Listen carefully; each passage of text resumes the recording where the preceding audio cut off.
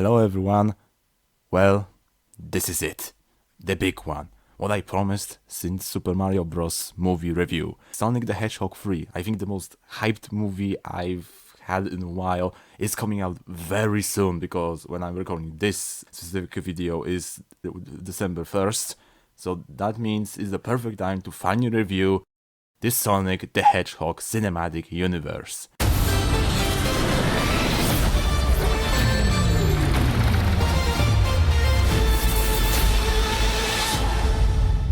Yes, after so long, I'm finally doing this. I'm finally talking about one of my favorite modern movie series ever, honestly. And over the course of next videos, we're gonna talk about everything leading up to Sonic the Hedgehog 3. We're gonna talk about first movie, second movie, and some spin-off or extra media like prequel comic for Sonic 2, Drawn Home short, and of course Knuckles show. But we get to those when we get there. For now, let's start from the beginning. Let's start from the first movie that released in this series, Sonic the Hedgehog, released in 2020.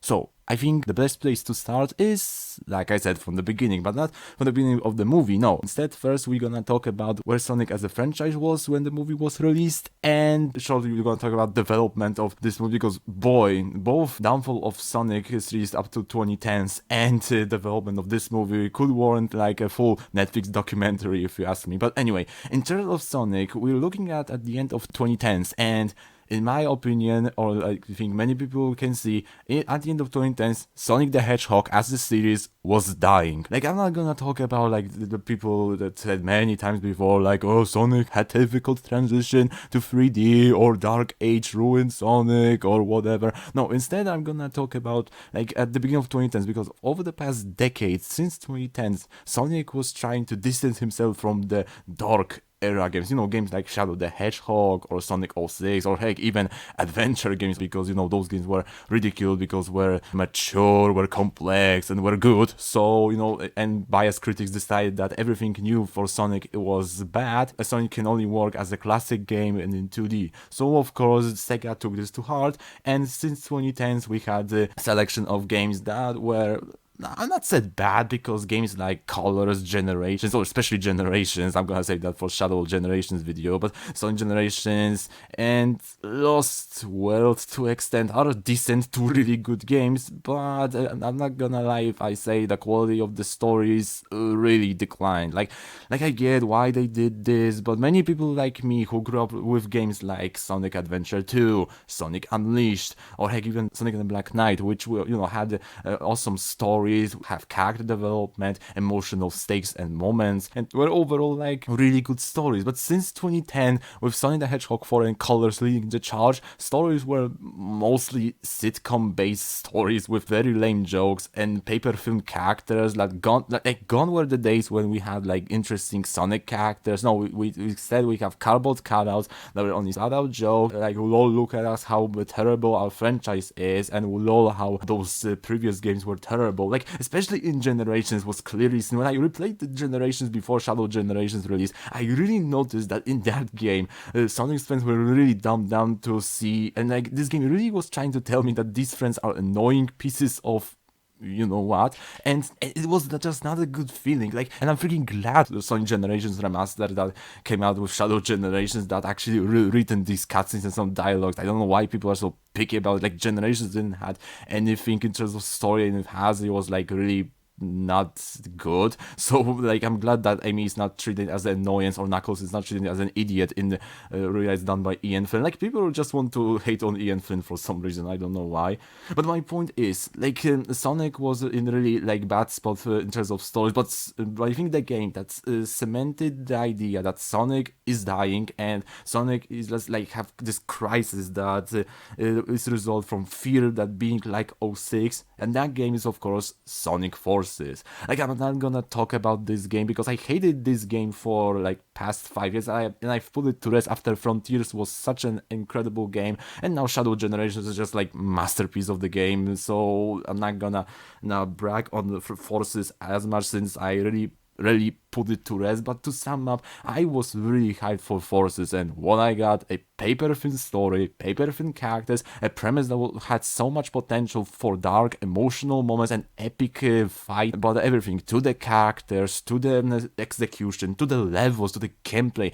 Everything was on autopilot, undercooked, and just cemented the idea that Sonic is dying. Like Sega or Sonic Team were just scared of doing anything innovative to try to at least be confident in the idea. No, they fear that they're gonna repeat the Sonic 06 disaster. Then it just led them to become I think something worse, because 06, you can say Sonic 06 is bad, but at least it's confident in its ideas. And I'm glad that people see that elements in that game like Shadow's campaign, Methless the Dark, and Silver the Hedgehog, and among many others, were really good and at least decently made. And even those things that are not made well, like most of the game in terms of performance or whatever, it was confident in terms of tone, darker story, and everything. But with Forces, there is nothing. Like, it's just like we're like afraid of doing anything, and that's why that game is like one of the most, for me, one of the worst Sonic games and one of the worst games I've ever played, because it promised so much and yet it delivered nothing from those promises. And then in 2019, which was, I'm talking about Forces and games, but don't worry, we're slowly getting to the Sonic movie because it is important. In 2019, the only game that released was Team Sonic Racing, which wasn't bad per se. And but it wasn't like anything amazing. Like, compared to Sonic All-Stars Racing Transformed, this game was just like downgrade from that, and story was nothing to write home about.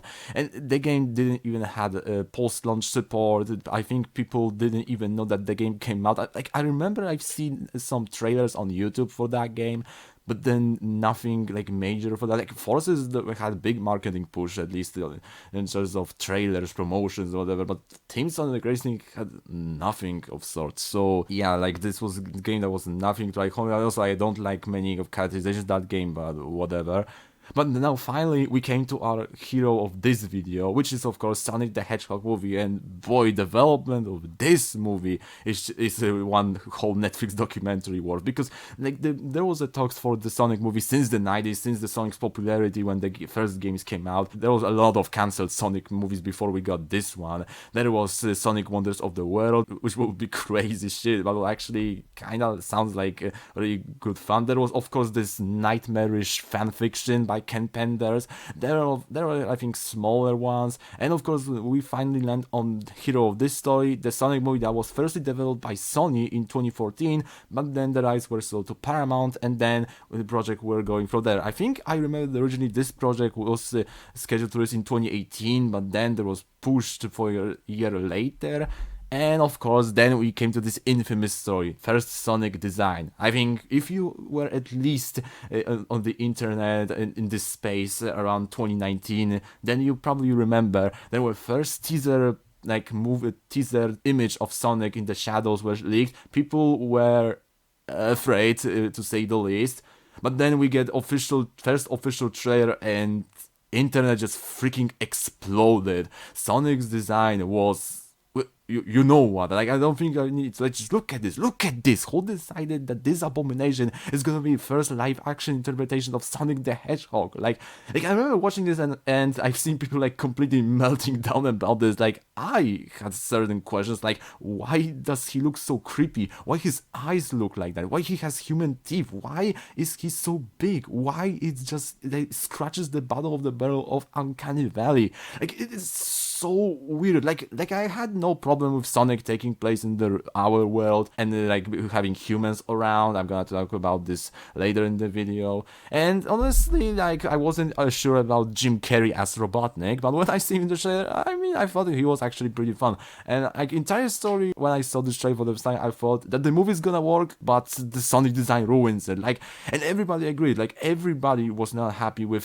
Sonic's design. So then unthinkable happened. Jeff Fowler, the director of this movie, tweeted out that he and all the crew heard the cries of terror of people who laid eyes on this abomination, and then they decided to fix Sonic design. So people were surprised that Paramount and director of this movie actually listened to the fans and decided to change Sonic design. I mean, it's not the first time that it happened, because for example with Michael Bay's Transformers, when original designs of Megatron had leaked to the public, people were also angry about it, so they ended up changing it. The same with Michael Bay Teenage Mutant Ninja Turtles, so it's slightly with Shredder and Turtles design, but never like on this scale that one character had to be like reanimated again, like there had to be new animations, new design created for it and everything. So like people were like happy and shocked that it's actually like, I was cautiously optimistic about it, because like we didn't know how it's gonna look like. I mean, I remember Diamond Bolt's joke that I'd imagine if they were made design even worse just to punish us for complaining. But anyway, then November of 2019, I remember that day clearly. The second official trailer comes out and Sonic actually looked like Sonic, and he looked so good. Like, he was redesigned by Tyson Hess, and you can clearly see this guy is like perfect live action version of Sonic. He's recognizable, but he's still like a new take on this character, and he doesn't look like this eldritch abomination for the first trailer. Second trailer overall was really improvement over the first trailer in terms of music, style, and everything. So now I will have no worries about this movie. So I waited patiently for the release, but that was pushed further since, they had to redo entire Sonic's design, since, originally movie was supposed to come out in November 2019, but then they pushed it to Valentine's Day in 2020 to fix Sonic's design, but I think everyone was grateful for that. And like people, I think there are some conspiracy theories that this bad Sonic design was only just a marketing stunt. They only had the newer design on standby, even though the concept that showed this ugly Sonic, some deleted scenes also showed the original design of Baby Sonic, and then some toys and some other merchandise for this movie showcased the old design. So no, it had to be done after the first reactions to this first trailer. So I don't believe that conspiracy theory, but then it's impressive how in 3 months they actually changed entire characters, because they had to change the character, entire design, and fit animations into characters. So yeah, but after every roadblock, after everything going against this movie, the movie finally released in February 2020, and surprisingly, it was a hit. On a budget of $85 to $90 million, it grossed $320 million in United States, which makes it the most successful video game movie adaptations up to that point. Like, you have to remember that at that time, the video game adaptations were not seen in a high regard. Like, you probably knowing now that video games adaptations really found their audience with successful shows like Castlevania, The Last of Us, or Fallout, and even some movies even break even in terms of box office and critical receptions. Like, I mean, the first one was Detective Pikachu in 2019, which actually I really enjoyed. Like, I'm not into Pokemon, but I really enjoyed that movie. Ryan Reynolds as Pikachu was freaking awesome choice, and that movie overall was a really fun time.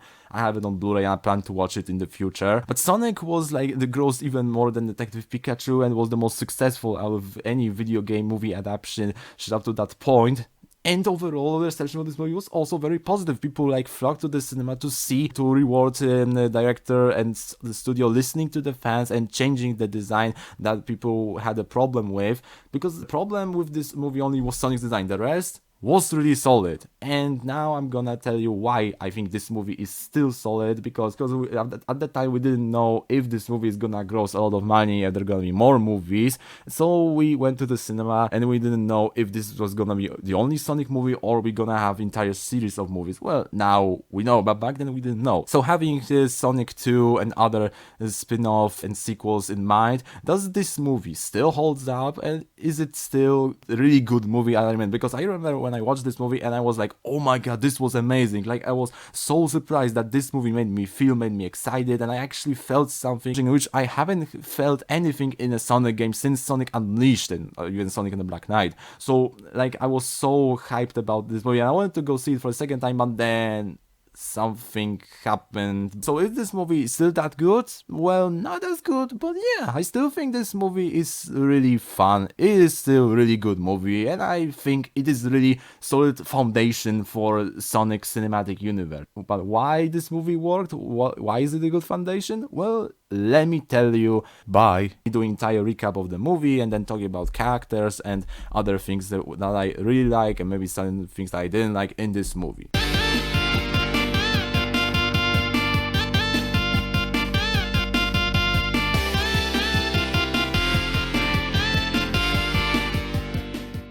Okay, so before we talk about how this movie starts, I'm gonna talk about the first thing that we see in this movie, which is of course logos, but these logos are so freaking special. Like the normal Paramount logo, instead of having stars going around the mountain, these are Sonic rings this time, and they are making sounds that they do in the games. And then we have freaking Sega logo that it shows like tons of Sega games. Like I'm not a big Sega fan, I'm mostly Sonic fan, but I'm still amazed how many references there are on this logo, from Golden Axe to anything. But of course there are Sonic games here in the middle, and we have games like Sonic 1, Sonic Adventures, City Escape from Sonic Generations, Rooftop Run from Sonic Generations, cutscene from Sonic Lost World. Like this was so special to see these like clips from games that I played since I was very young on the big screen, while the orchestral version of Green Hill and choir chanting Sega, it was something special. But then the movie properly begins, and like I have to say the start of this movie is like kind of pretty weird. Like we're thrown into the final action set piece as Sonic is running away from Dr. Robotnik through San Francisco, and then basically the action stops and we have, yep, that's me. You probably wonder why I end up in this situation meme. Yeah, I'm kind of split about it because like it's not the trope I hate, but I'm also not a fan of the trope that we start the movie basically at the end and you, for example, see that that important character is dying, and then we see like jump backwards and then we like follow up to the moment when character dies, and then most of the time turns out that he actually didn't die. I'm not like against of this plot device, but it's pretty weird always to start out the movie. But anyway, Sonic like narrates about what is happening, and we actually go back in time, and the movie actually starts here with Sonic telling us from where he comes from, and from where he comes from. Yep, he comes from South Island, and this island is straight up Green Hill Zone from the first Sonic game. Like, we have everything from loop-de-loops to falling bridges to palm trees to beaches. Like, everything here is from that first level from the first Sonic game. And I know Green Hill Zone is overused in games, but come on, is this the first Green Hill Zone on a big screen? And I think it looks amazing, even with not as big of a budget as for the sequels. And I'm really, really glad that they started with this. And also during this basically opening montage of Baby Sonic running through this Green Hill Zone, which I know Baby Sonic is freaking adorable. Baby Yoda can eat shit because Baby Sonic is the cutest baby thing I've seen in pop culture in that time period. By the way, while the Sonic talks about that he was born with extraordinary powers and he was born on this island, and the music that plays in the background is Friends by Hyper Potions, which plays in the opening of Sonic Mania. Like, wow, that was actually pretty cool. But anyway, then we see that Sonic in this universe, like, we don't know why he was born with super speed, but we know that he had a caretaker in the form of Longclaw, and she's basically like this big anthropomorphic owl, and she's not from the games, but she could be a reference to that owl character from Sonic OVA, so that's that. And like, we don't see much of Longclaw, but she's pretty cool, and I think that's pretty nice that we get some backstory for Sonic. But anyways, Baby Sonic gives her this flower, which is it's so adorable, and also this flower is from Green Hill, so that's pretty cool. But then they are attacked by who? By freaking Echidna clan. Yeah, that Echidna clan. These are Knuckles' ancestors that were showcased in Sonic Adventure, and these are like from Sonic Adventure games. Like, wow, the first movie, and we already had this big lore drop that that Echidnas wanted to capture Sonic for his power, so Longclaw as Sonic flees, but Longclaw is shot by the arrow, and Longclaw sees no choice but to send Sonic to Earth, and she gives him this pack of rings that in this universe, rings are used as a portals to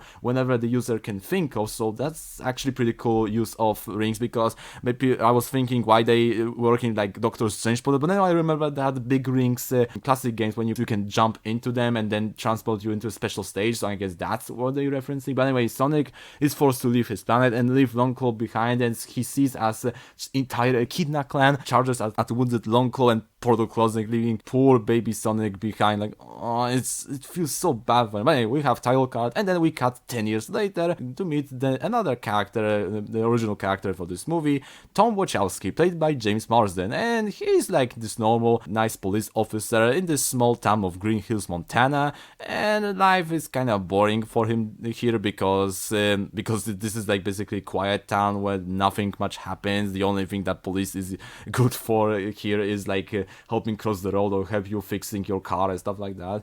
But anyway, I love this scene when we first see Tom, like he's bored with police radar, like he wants at least one car past really big speed, but then Sonic of course trolls him with him going at 300 miles per hour, and then Tom drives off. And then we finally see Sonic for the first time fully rescuing a turtle, which I think is a nod to Sonic rescuing small animal friends in classic games. And like, Sonic looks amazing here. I have to say, his improvement from the first time, he's really expressive, cartoonish, and like, he's so nice to look at. And CGI looks pretty good, and his quills are really popped off the screen. And Ben Schwartz's voice, I'm gonna get to that later, really fit him. But anyway, he gives the turtle a little ride, and then he goes back to his cave when we see his later in his life on Earth. He has many of artifacts which I guess maybe he stole, or maybe these are like things that people throw away and Sonic used them. And he has like comics, Flash comics that he reads. That's pretty cool.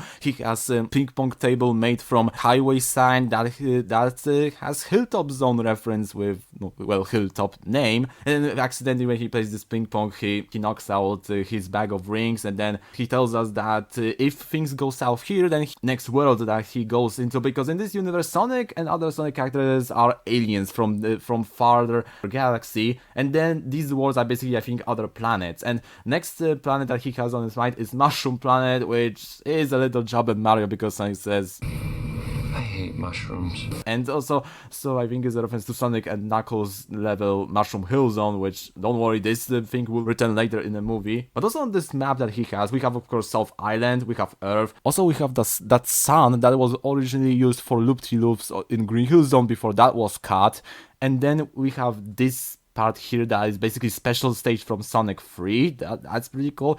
Also, we have Master Emerald here. Here is just like small Easter egg, and at first we thought it would be to Angel Island, but sequel did that differently. But even still it was still pretty cool Easter egg, and two other ones that I can identify. But anyway, Sonic doesn't want to leave this planet because he really accustomed himself to Green Hills, and we see this town is pretty peaceful. We see many characters that are gonna be kind of important later, like of course Tom Wachowski, or as I like Sonic calls him, Donald Lord.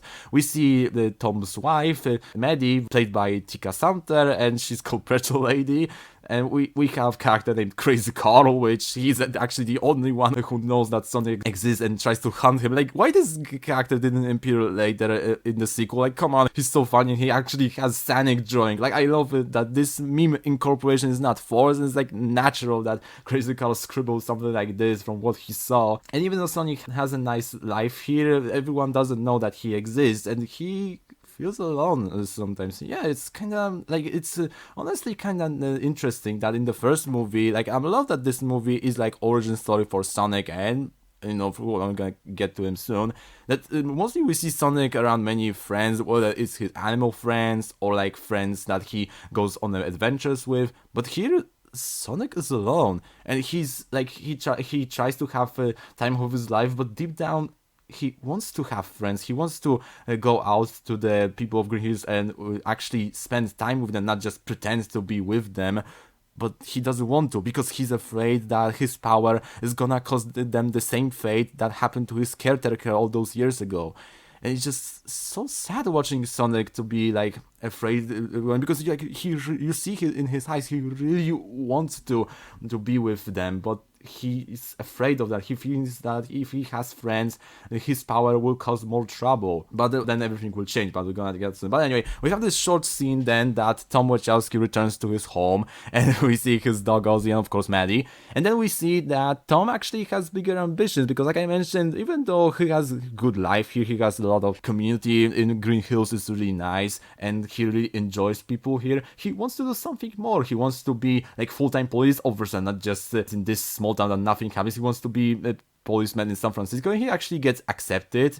And then we have this short scene that Tom and Maddie actually process this, that they are actually going to San Francisco, and have two things for this. One, when we see the site when Maddie is browsing for apartments in San Francisco, the user that used this apartment on the screen is Amy Rose. Like, not that Amy Rose, but it's this user named Amy Rose. So like either is the same woman by the same name, it's just the username of that user on that site, or it is Amy Rose from the games in disguise. Like we don't know at the point when we're calling Sonic 3 still haven't been released, so we don't know if Amy is already on Earth or she's just gonna arrive at the end of Sonic 3. We don't know, but it would be pretty cool if this is Amy in disguise, but we'll see. And second, when Maddie asks Tom if he really wants to go to San Francisco, she mentions that Wachowski family, which hints that Wachowski family was the police force in Green Hills for a long time, and she says that Wachowski family were protecting this city for 50 years. Yes, 50 years. Not I don't know, 60 years or 70s. No, 50 years. Like, wow, Jeff Fowler even back then was setting up Shadow the Hedgehog storyline, but wow, that just in hindsight is just so freaking cool. But anyway, then we have this moment when everything changes. Sonic watches a baseball game where kids are playing, and when the night falls, he plays with himself, like because he's so fast. Like I love that he role plays all of those players on the field, and he actually manages to complete all of the bases. But then when he reaches for a high five, there is no one there. He's alone, and like my heart and his are shattered in this moment. Like then it's this moment he realizes that he's gonna be alone forever, and in that sadness he just starts run faster and faster around the field, and then his energy builds up and it releases this giant EMP blast that basically knocks out the entire electricity on this entire seaboard. And of course government notices this. And then we have this scene that is basically typical military stuff, that they think this is a terrorist attack, but of course it doesn't seem like it. So then this certain commander or like general, who is played by Tom Butler, is credited by Vice Chairman Walters. And when I was watching this, I was thinking, he looks similar to certain commander that was in video games. And in hindsight, yeah, this is that guy. But in this moment, he actually recommends someone special for the job, someone who could find out who was responsible for this blackout. And of course, that person is none other than Dr. Ivo Robotnik, played by Jim Carrey. And oh my god, like, I really had to hold myself until we get to the characters portion of the video, but oh my god, his character here and is just so incredible. Like when we have this scene when the military and scientists are on this side where Sonic did that EMP blast, and then just Robotnik arrives and just basically takes over entire operation, and he just like insults this Major Bennington played by Neil McDonough, and like this is so fun to watch. And we see that his drones or robots, because in this movie he doesn't have bandits yet, at least he has like this drone. But these drones look like eggs, and he says like, look what came out of my egg sack. So it seems like in this universe Robotnik always was calling himself Eggman. Like in the games it was confirmed at first in Sonic Adventure that Ivo Robotnik is his real name, while Eggman is just like nickname that Sonic used to taunt him, and then he just adapted to his name and machines. But here he just like always calls him Eggman, and like Jim Carrey's performance is just like a magnetic in this movie, like just so incredible. But anyway, Robotnik sends his drones and they manage to find Sonic's footprint, and that causes military to be hot on Sonic's trail, so Sonic has to leave Earth, but then he hears them very close, so he goes to Donald Lord's or Tom's garage, and that's when Sonic like battles with himself, argues with himself to go or not to go to that planet, but then Tom shows up, shoots him with animal tranquilizer gun, and before Sonic passes out, he sees San Francisco's tower on his shirt, and that's why the ring that he holds opens the portal to San Francisco, and bag of rings falls through it, and he goes unconscious. Tom, of course, is shocked from what he sees because he never see Alien Hedgehog before. And then Sonic wakes up and asks him for help. Of course, Tom is not sure, but then Robotnik arrives, so Sonic pleads him for help, so Tom decides to help him. And I just love this moment where Eggman tries to act like he's from Energy Plant, and he tries to bullshit his way in, but then Tom is not as stupid as you might think, and he knows that Robotnik is not from Energy Plant, and he tries to keep Eggman away from his house while Sonic is hiding on the attic. But of course, Robotnik, unknowing to Tom, sends some drones to scan the attic, and Sonic hides in player balls that are up there, and he's like hides in a ball from like a hedgehog, but also it sets up his pin dash form. But anyway, he just gets like spooked, and then he rolls down from the attic, and Eggman is like notified. And at first it seems like Tom is gonna get away, but then Robotnik finds the quill that Tom actually found earlier when Sonic was trolling him. And Eggman actually holds Tom at gunpoint. Like you can clearly see that Robotnik is gonna do anything that's necessary to achieve his goal even here. But then Sonic comes out of the hiding, and then Eggman is just like spooked as Tom was, and then Tom punches him in the face, and both run away. And from that on, the movie actually becomes one of my favorite types of movie, which is buddy road comedy, or like buddy road movie in general. You know, two characters are traveling from one point to another and are learning and bonding with them. Because at first Tom doesn't want to help Sonic, but then Sonic convinces him to help him get to San Francisco. And then and of course we have some shenanigans happening, like they are stopping at the gas station, and Sonic is like all by the bar that is near the gas station, where there are like many people like drinking. There are like cool cars here, so like he goes there disguised, but you know this guy is not just like great.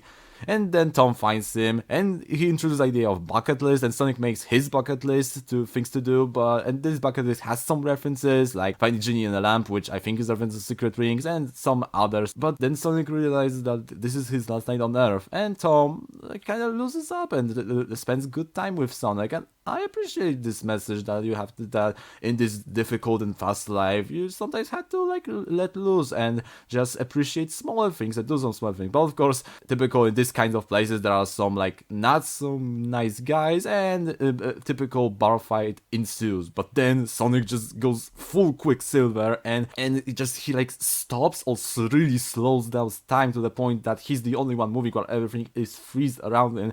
And while Ambassador's X boom plays, first thing that he does after doing all what he can do, he saves Tom. Yeah, this is true Sonic, because he always puts his friends first at everything. So he saves Tom, and then he just like messes with everyone to knock everyone out at the same time. And just like animation of Sonic is just like so fluid here, and just this song is just like fits everything here.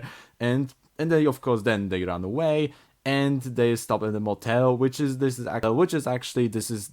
scene when Sonic does a lot of these things again with a very, very big speed, and then this moment when Sonic actually says that he enjoys here, and maybe Longclaw was wrong, and maybe he could have a life here. Like Sonic really wants to stay here, but he knows that he can't because of his power, and that now that the government and Robotnik is on his trail, and like when he falls asleep, Tom not only tucks him in, but also he sees, I think, one final item on Sonic's bucket, which is find a real friend. Oh, like this is just so heartwarming. Like, oh my god, like how could you not love this movie when it has so heartfelt moments like this one? But anyway, Robotnik is hot on the train. The next day, when Sonic and Tom are traveling by car again, Sonic actually learns that Tom is about to leave Green Hills, and Sonic is like really shocked and really like lets out to Tom that Tom should not leave Green Hill because he has everything there, and Tom says that he doesn't matter there because in San Francisco he can do the real difference, while in Green Hills he can only do like, I don't know, help people start their cars or something like that, and they call anyone for it. But then Sonic says, yeah, they can call anyone, but they call you, which I think this is the point where this perception on that actually changes. But there's no time for that because Robotnik sends this kind of tank after them, and then and he shoots his harpoon at the end, and then he tries to nail them. But Sonic, the first time when Tom like smashes the brakes, he launches Sonic in the air, and then Sonic for the first time does spin dash and smashes to the tank. And like this was so good setup. Like the addict he was in this ball for, and then now he uses his spin dash move. But it's not over yet because wow, this big tank was defeated. Then the smaller vehicle appears from that, and then when that's destroyed, smaller one, and then once the smaller one is destroyed, then this small like little drone is released from that. Who is this guy? Ever wonder where your tax dollars are going? Of course, Sonic manages to capture him after it cuts out the roof of the car, but the small drone actually turns out to be a small bomb, and it's actually very sticky. But Sonic and Tom manage to separate it. An explosion manages to catch Sonic, and Sonic is rendered unconscious. Meanwhile, Robotnik is like really shocked about it, and I think this is the point where his obsession with capturing Sonic, this creature that I think presents the only competition to his extraordinary mind, he just becomes full, and he gets an idea to use Sonic's quill to power his machines. But before that, we have this scene that it's basically worth the price of admission, with Robotnik, while analyzing Sonic's quill, dances to Evil Grow's song. It's like, this is so perfect. Like Jim Carrey's, it's just like, I don't know if it was full improv by Jim Carrey or it was planned, but the man's magic here is just like amazing. And just again, like with Boom song, this song really fits Robotnik's evil ways and evil personality. I love this moment when he connects Sonic's quill to those these two things, but then it blows out the fuses, so then he surges in the dark, and then he opens the fuses, and we have Evil Lab marked and Badniks. Like, I love stuff like that. It's just basically what Draken would have in his base. Oh, last time when Draken tried to play with fuse, Shigo, initiate neutralizer firing sequence.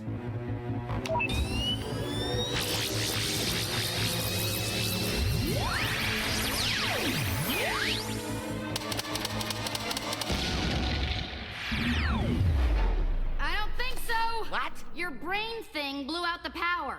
Smooth move. Cheap rental lair. They know that I have excessive power demands. They didn't work out really well. But anyway, it turns out that Sonic could have unlimited power, and now Eggman is gonna use it to power up his robots, his machines, and his vehicle. But we're gonna do that later. Meanwhile, Tom arrives to San Francisco, and he arrives to the house of Maddie's sister, Rachel, played by Natasha Rothwell, and she's like basically this old mother that doesn't like daughter's boyfriends, and she wants them to get divorced. So yeah, she's pretty funny in this, and gonna be more funnier in sequel and in third movie now, it seems like it. But anyway, she passes out when she sees Sonic, and Maddie and Tom try to figure out how to wake Sonic up, and of course they manage to do that, and Tom explains to Maddie what is going on. And actually, I love Maddie. Like, she's like really, really awesome, wholesome, supporting wife character, and she's like, she and James Marsden had like this really nice, healthy chemistry. It's like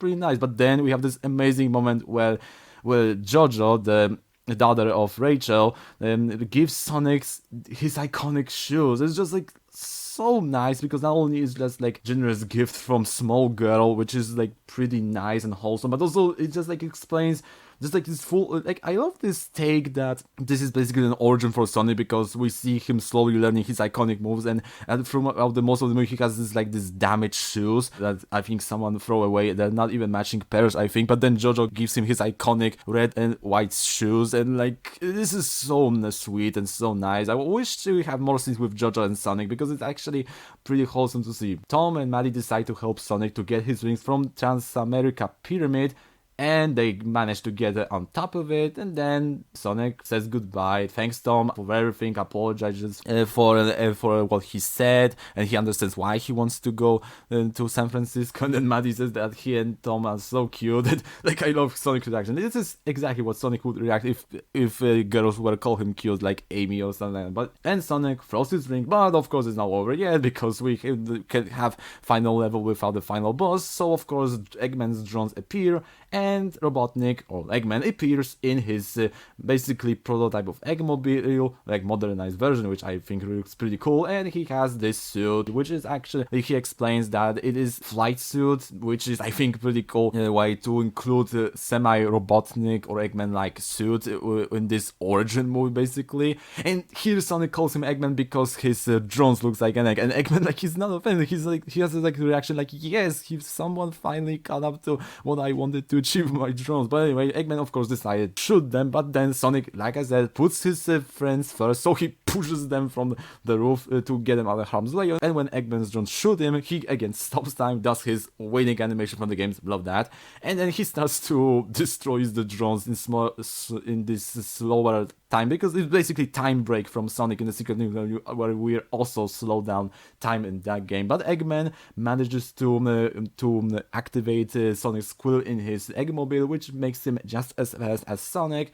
And when Sonic runs down from this tower, he shoots him, but Sonic manages to grab one of the rings and save Tom and Maddie, transporting them back to Green Hills. And then we have this final chase through San Francisco, which I think is a reference to Sonic Adventure 2, because Central City was based on San Francisco. And since Sonic 3 doesn't seem to adapt Adventure 2 with that in mind, then I think it is the best, say, to city escape visual that we're gonna have in this movie. But anyway, we're back from where we started, and Sonic runs away from Eggman and tries to lose him, so he tries to teleport to other places in the world, like Paris and Great Wall of China, which I think is a reference to Chan Nan from Sonic Unleashed. Then he goes to Egypt, which is I think another reference to SA2 from the desert ruins and pyramids. Sonic uses his speed to create a tornado from sand, but Eggman managed to notice, and before Sonic teleports back to Green Hills, Eggman shoots him, and Sonic is injured while he transported to Green Hills. Then we have this like taunting moment of Eggmobile emerging from the ring, and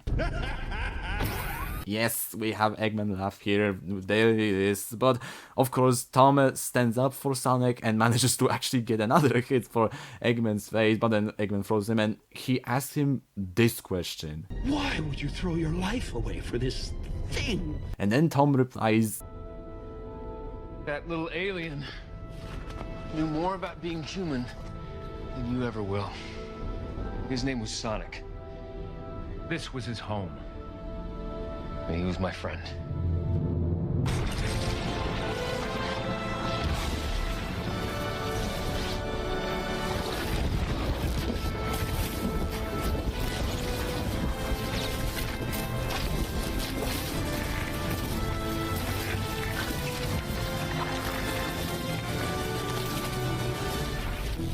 I think you have something that belongs to me.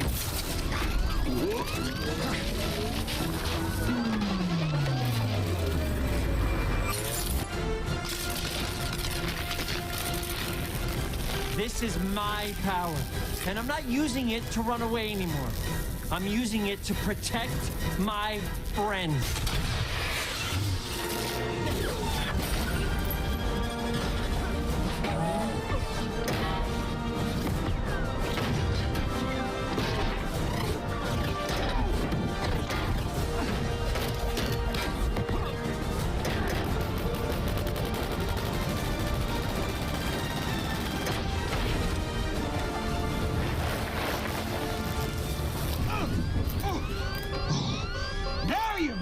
Guess what, Eggman? I'm not leaving Earth. You are. Donut look.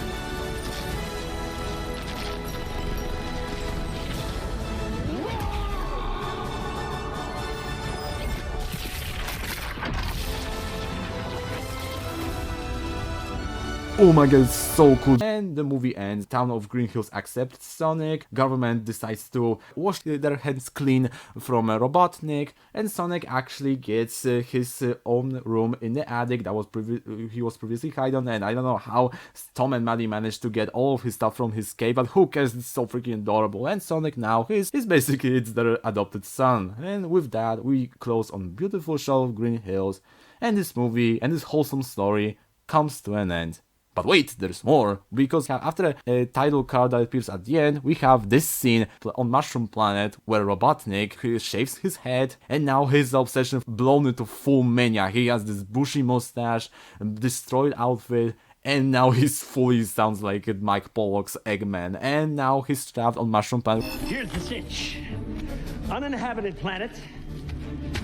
No resources, no supplies, no apparent way home. A lesser man would die here. I'll be home by Christmas.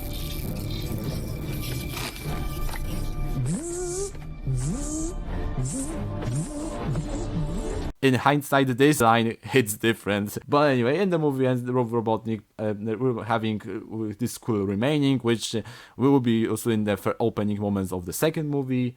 And then the movie ends, and we have pretty cool end credit sequence done in pixel art similar to original Sonic games, which I love, set to Wiz Khalifa's and others' Speed Me Up, which this song is not bad. I actually really enjoyed it.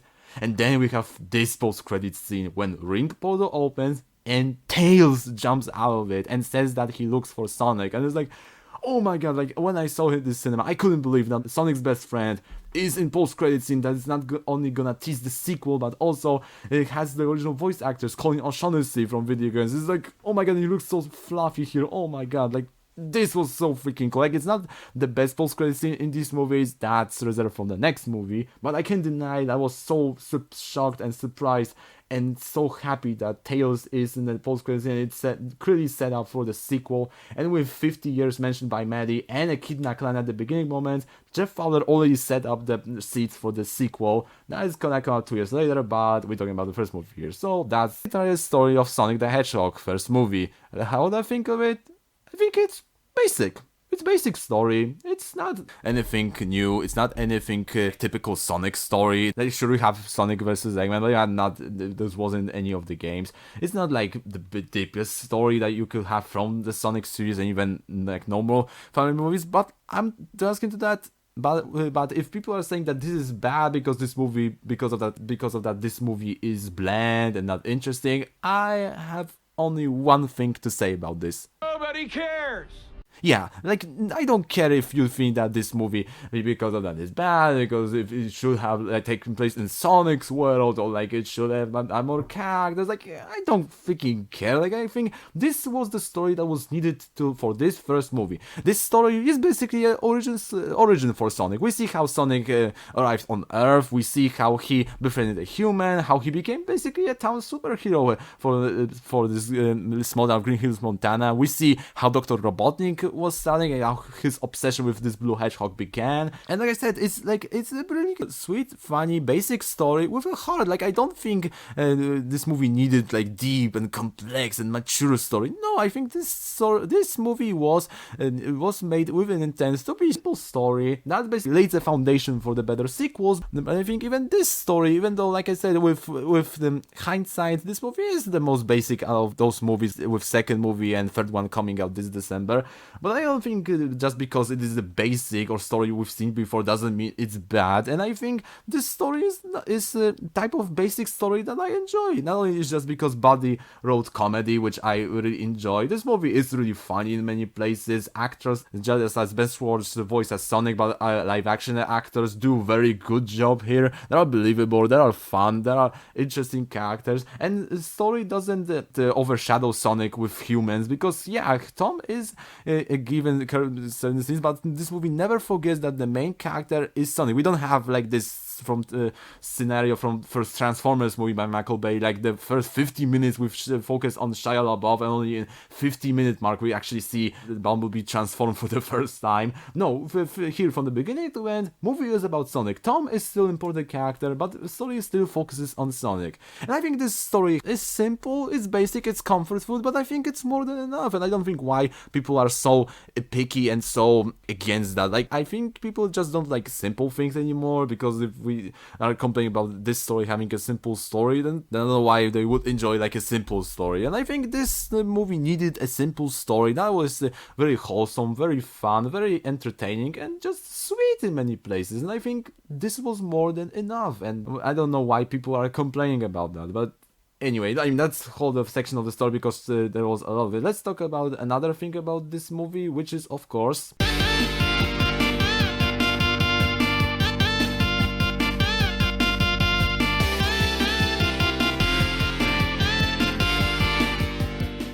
okay, let's talk about the characters in this movie. I think we start with the main characters, and in this movie there are actually 3 main characters, I think. First, we start with Bluebear himself, Sonic the Hedgehog, and like I already mentioned, this Sonic is just like perfect new modern take on Sonic. Like in this movie, this is basically his origin story. So we have some of backstory. Well, we still don't know why he's blue or why he's the fastest thing alive. We know that he comes from an alien planet that is South Island, that caretaker named Longclaw, and he feels kind of responsible for her death. And then he lived in hiding for 10 years, and he really wanted to go out and have actual friends, but he was afraid that his power will cause them to suffer, just like Longclaw did, so he was remaining in hiding. But then, of course, he was discovered, and he wanted to flee this planet, but he actually, throughout the story, with his bonding with Tom, he learned that having friends, it's not a weakness, it's his strength, and that gives him a courage to stand up for what he believes and defeat Robotnik. And that's pretty short, sweet story, but it's nice origin for this version of Sonic, and how he became his Green Hills superhero, and from the next movies, he only gonna become more and more actual superhero for this version of Earth.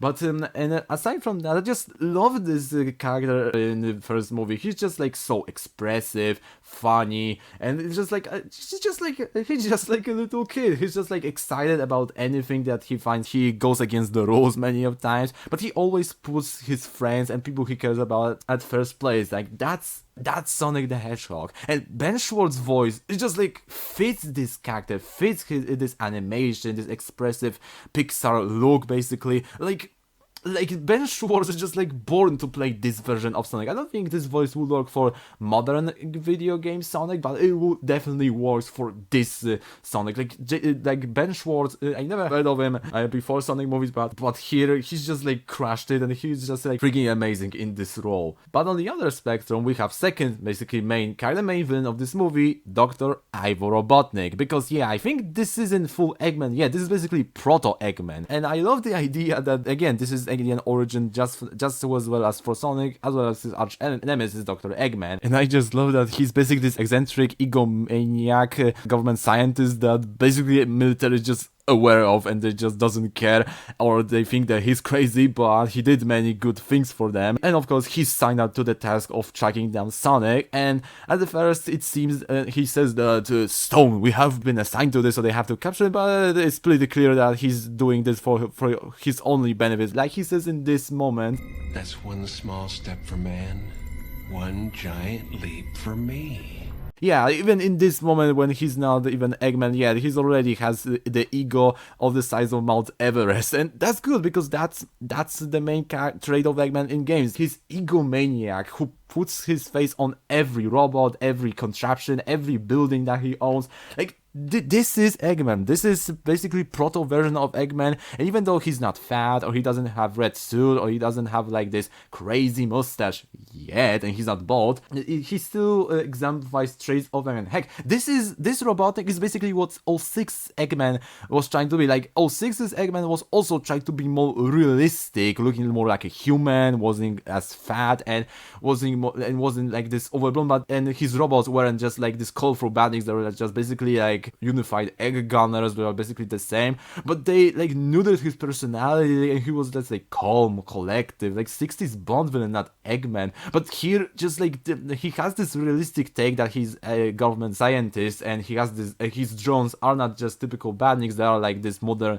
like realistic modern drones, those still in the size of eggs. So that's why Sonic calls him Eggman in the before the final battle. But Jim Carrey's personality and range of acting just like elevates him to be like the perfect live action, like realistic version of Eggman. I just love him. Also, I love that he has these agents, basically Men in Black agents at disposal, and yet Agent Stone is the only one that he keeps close. Like, he says that he doesn't care about people because, yeah, I think this is basically good contrast to Sonic, because while Sonic wants to have friends and wants to go meet some people, Eggman believes that having friends, it's basically having a weakness. It's not fun, it's not good, and the only thing that is constant, the only thing that can give him joy is his machines. Because, and actually it's pretty cool that through his dialogue and basically taunting Tom and other characters, we learn many things about him. Like, he was an orphan, that he was a really smart kid, and that he was bullied at school and he used technology to get payback for that,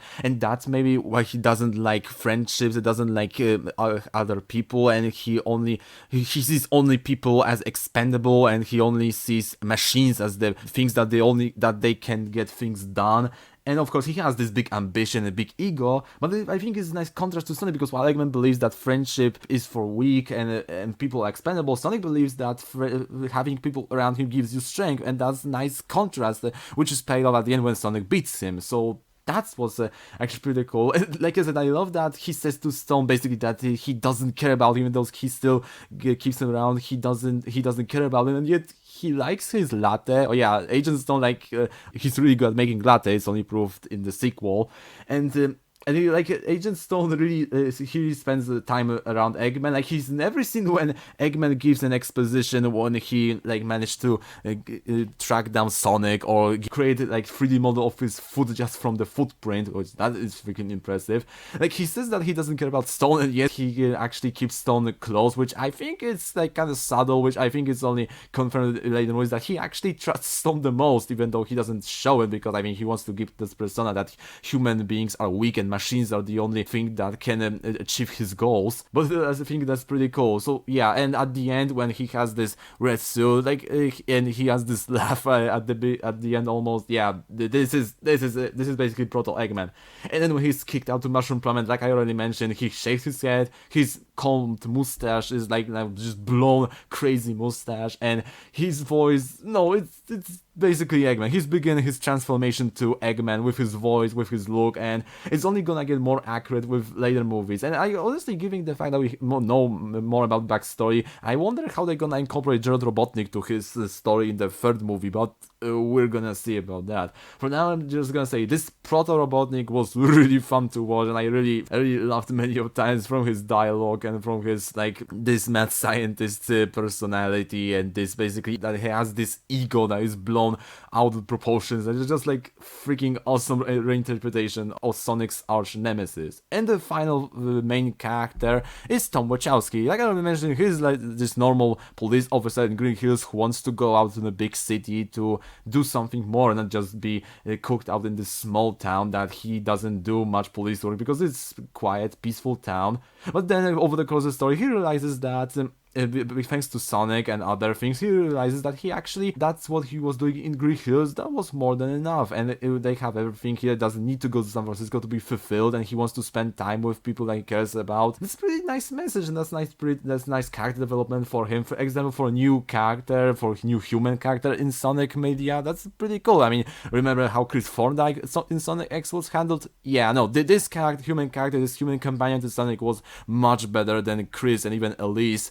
and I mean, he even got a chance to punch Eggman a couple of times. That not usually happens with human sidekicks for Sonic. And I love his relationship with Maddox. It's a really healthy couple relationship. I love his bond with Sonic, that at first he's hesitant, but then he slowly grows attachment to this alien hedgehog to the point that he stands up for him in front of Eggman, which I remind you, he has this really powerful vehicle with missiles, so that's pretty cool.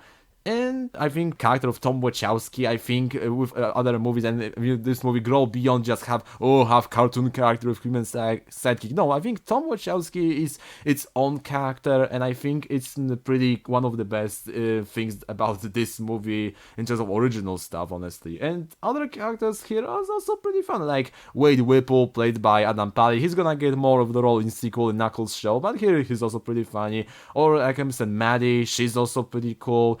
Rachel is pretty fun. Agent Stone, like I said, I love, like, basically he's like human version of Orbot. Like, he's basically Eggman's lackey that he listens to his exposition and he gets abused many of times, but yet Eggman still keeps him around. And I already said that Chairman Walters, that the general, I was thinking that was Gun Commander, and yeah, he is in the next movie, but here he's still, I think, pretty fun in many of those scenes that he has. I mean, Tom Butler, I think, plays him very well, and he's going to get more screen time and more important role in the next movie, but yeah, that's enough for the cast. There's not a lot of them, but I think those we have here are pretty either really good, fun, or just wholesome characters in general.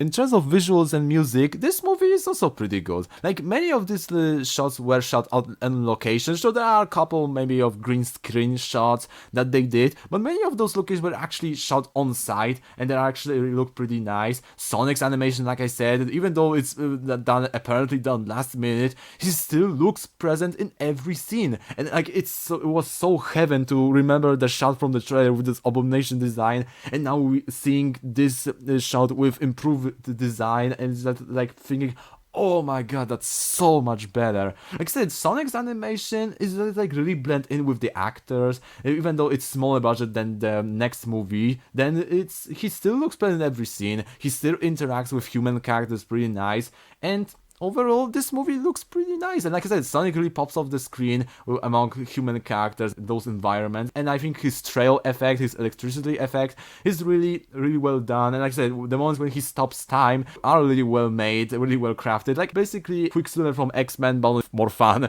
But yeah, in terms of visuals, I think it's pretty solid looking movie. In terms of the music, yeah, people with this one and this next movie have complaints that because of Sonic series have amazing soundtracks. That's no one arguing with that. There are like not that many catchy songs, or like not many amazing songs, not even many soundtracks taken from the games. Like the only track pieces that were used in this movie were like that Sonic Mania track at the beginning by Hyper Potions, and at the end, after Sonic beats Eggman, we cut to, I think, a day later or a couple of days later, we have a Green Hill Zone theme played on the piano, and like I mentioned in the opening credits, there are opening logos, there are like orchestral version of Green Hill Zone. And I think one thing that no one caught, that during the final moments of the battle between Sonic and Eggman, the music kinda reminds me of Night of the Wind. Like, listen to this.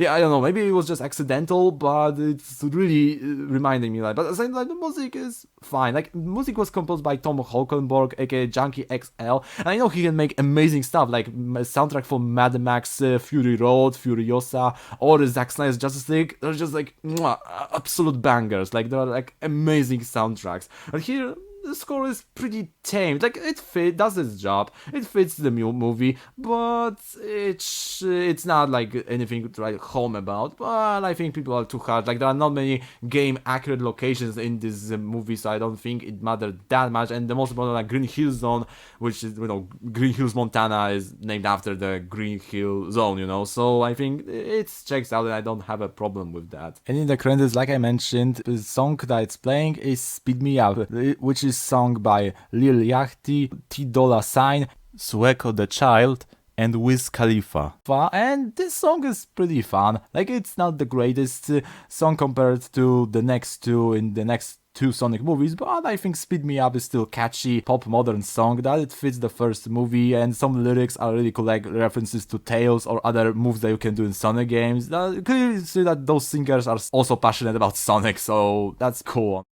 And that's it. That's my entire opinion on Sonic the Hedgehog from 2020.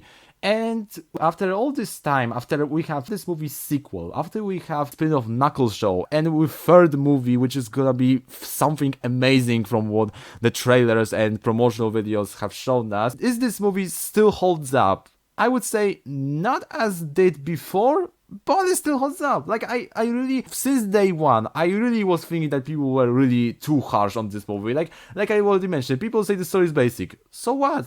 So what if this story is like similar to Hop or even the Chipmunks or whatever? This story, unlike those other ones, has passion, has creativity, has like reference for fans. Well, it creates this wholesome story of Sonic meeting a human and then bonding, and then Sonic becoming town superhero and meeting Eggman for the first time. This movie is simple. This movie is simple fun and wholesome fun, mind you. I really had this many emotional reactions to these scenes, like for example when Sonic realizes that he's alone, and when Sonic finally beats Eggman for the first time. These moments are really wholesome, and overall this movie is really nice comfort food, which actually really plays up to the moment when it was released. Like, this was the last movie I saw in cinema before it was shut down by COVID-19 pandemic, and it was basically the final movie that I've seen in the older world, because since the pandemic everything changed. Like, let's be real, we don't look at the same at the world after the pandemic. And like MJ said at the end of Spider-Man 2, we return to normal, but what is normal anymore? Yeah, like I said, in hindsight, Spider-Man 2's ending really is like basically an allegory, and that symbiote invasion was really allegory for COVID-19's pandemic. But I already said why I loved it so much in my 2-hour review of Spider-Man 2. But anyway, you can check that out at the time. Trust me, it's really good. This movie was what Sonic needed. It was a movie made with passion, even it's not inspired by any of the games, and it's basically a starting point for more accurate Sonic movies in the future. It's still an important foundation. Like, when you're building a house or a skyscraper, you have to have foundation in order to build something on it. So this movie is just like, I think, perfect foundation for Sonic the Hedgehog cinematic universe. It establishes Sonic, his arch nemesis, the setting where the most action will take place, which is Earth, but also later in the movies there are other things that in this Earth that's showing that this is not the Earth we know, thank God. But yeah, like I said, this is what Sonic needed. It grows a lot of money. People were genuinely excited to see this movie, and word of mouth spread a lot, and this movie beat Birds of Prey, which I think no one remembers, but I like this movie. Both of these movies are underrated if you ask me. But yeah, and this movie grossed a lot of money. It was the most successful video game movie at the time, and not only united Sonic's fan base, but also appealed to normal general audiences, and not only encouraged Paramount to do more with Sonic the Hedgehog series. And like I said, with those 50 years time span of Wachowski family being a police force in Green Hills dropped by Maddie, with a Echidna clan at the beginning of the movie, and with that post-credit scene with Tails, it was clear that the Sonic movies are gonna get only more game accurate and bigger. But that's the topic for another time, when we're gonna talk about Sonic the Hedgehog 2. But in terms of Sonic the Hedgehog 1, I still think, despite not being as good as aforementioned Sonic the Hedgehog 2, it's still pretty wholesome, fun movie that I still really enjoy coming back to. And even though I prefer Sonic 2 more, yeah, I'm already spoiling my thoughts about the sequel, I still think this movie is a nice comfort food that whenever you have a bad day, you can watch it and you can have fun. And with context of other movies and with Sonic series in mind, this movie is perfect foundation for the Sonic cinematic universe.